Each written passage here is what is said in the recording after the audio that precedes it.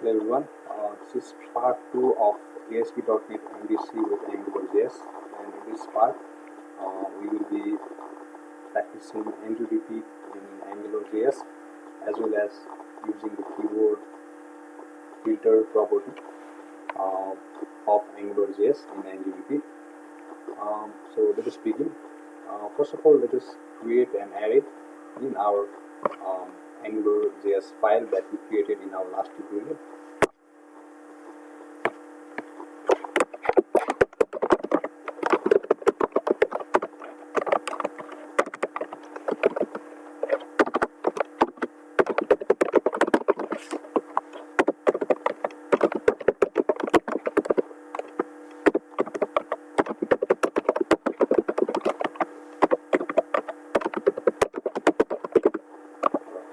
So we just created an array called messages, and it has got 4 values, namely message 1, message 2, message 3 and message 4.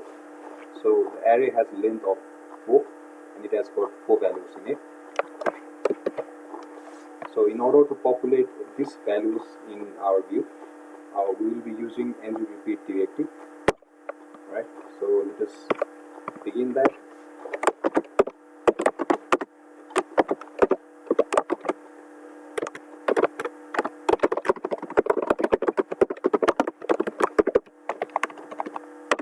I'm writing this heading in order to make things much more clear.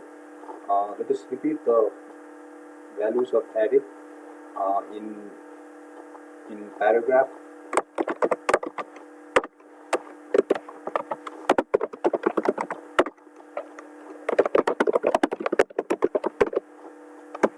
I think you just noticed that we just used this ngrepeat directive of AngularJS. Okay, so in order to loop through the arrays, we use ngrepeat in AngularJS. Let us populate the values. So looking through the arrays, we have created an instance called MSG for the array messages we just created in our Angular file. Since the messages has 4 values in it, message 1, message 2, message 3 and message 4, we will be repeating through the values using this variable or instance of this array. So ngrepeat works just like for loop works normally, right? So ngrepeat is for loop for AngularJS. So it can act as for each loop as well. So depending upon the situation, let us refresh the page we had created in our last tutorial. Yes. So we just loop through the values inside the array, and we've got 4 messages of the array. This was a simple tutorial about how to repeat the values inside an array.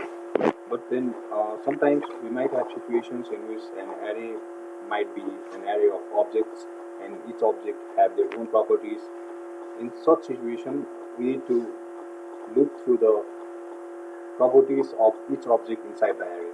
So let us go through another example for that kind of situations. So let us change the value of the array for now.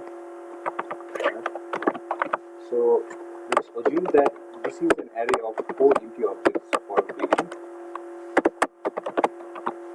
We just created an array with 4 empty objects, and each object is being filled now. So each object has property from and message. Alright. So the value of from is from person A, and then message is message 1. First object, and let us create similar values for the second one too.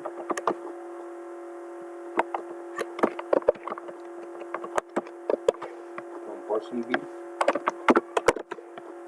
and the message is message 2.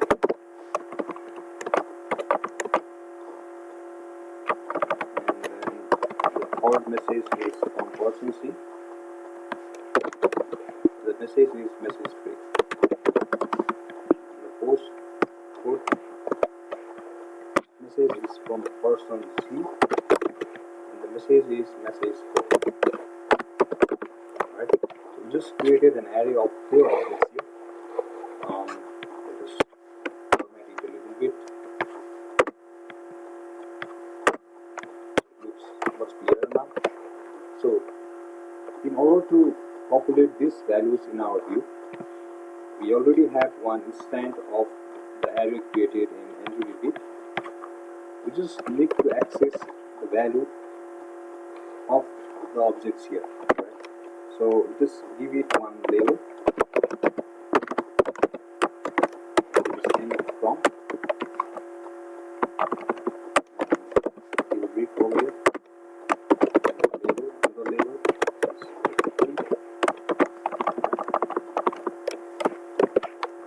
So from message to message. But then we have got properties of each of the objects inside the array messages. So let us access each property now. From property, right? Message from. I hope you understood this.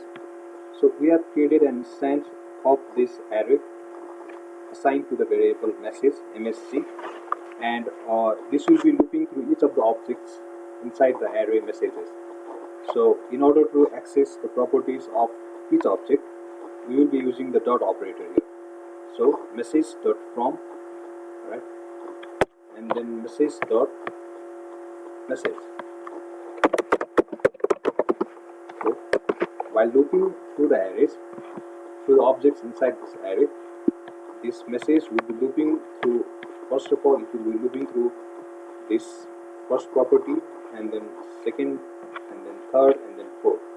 So in this way, it will be looping through all the 4 objects inside the array messages. Right. So let us try and refresh the same page.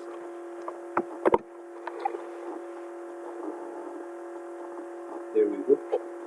From person A to message 1, from person B to message 2, from person C to message 3, from person C to message 4. I think row 2 is not much meaningful. Let us give it label message. And refresh it once again. So looking through the arrays, we have got 4 objects inside the array, and each object has properties from and message, and we just loop through each of the property of each object inside the array. Right? So from person A, the message is message 1, from person B, the message is message 2, likewise for all the objects. What if we want to add some filter in this looping arrays, right? So what if the list is very long and the user needs to have some quick filter of the objects inside the array? Right? For that purpose, Angular has one easy thing developed. So let us create a text box for filter. Type text, and the placeholder would be keyword. Right? And then let us give it a bootstrap class control. So we want to filter this keyword through the loop, right? In the loop. So in order to do that, let us give it one modal here for the placeholder or for the text box. So the modal is keyword, right? It could be any name. It doesn't necessarily mean that you need to have the same modal. So I'm assuming that the modal name is keyword, and we will be filtering through the same model in our in the end repeat. Okay, so keyword is filter through the model name. Model is keyword. Okay. So it could be anything in the model because to filter word. So the filter we will be filtering is filter word. Right. So I think it is much clearer now. Let us try and refresh the page once again. Right. So we've got the we've got the text box for filtering, and we've got number of objects inside the array width. Okay. So on key of event of this text box, the array is filtered automatically. Right? This is one cool feature of AngularJS. For example, if you want data of person A, the user type in person A, right? So the data of person A is filtered. So if you want the data of person B, let us replace this person A with person B. Right? We've got the message from person B in a very less amount of time. Right? So filtering has been made very easier in AngularJS. So in this tutorial, we just learned about how to use ngdp directive and how to use filter keyword, how to access the properties of objects inside the array. So that's it for today. Thank you very much for watching.